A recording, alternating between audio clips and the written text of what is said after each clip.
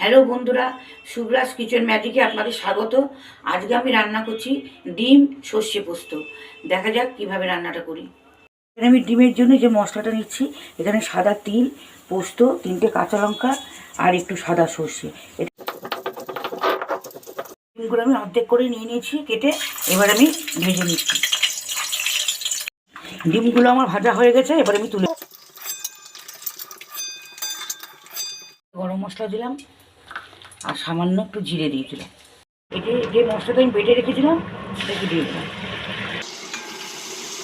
আমি এখানে পরিমাণ মতো লবণ দিলাম। আমি এখানে ফ্যাটানো দই 1 চামচ দিলাম। আমি এখানে একটু টেস্টের জন্য একটু বেরেস্তা ভাজা দিলাম, একটু কাঁচা লঙ্কা দিলাম, যার যেরকম ঝাল লাগে। এখানে আমি অল্প করে জল দিয়ে দিচ্ছি, আমি বেশি ঝোল রাখবো। এখানে আমি 1 চামচ মতন ঘি দিয়ে দিচ্ছি।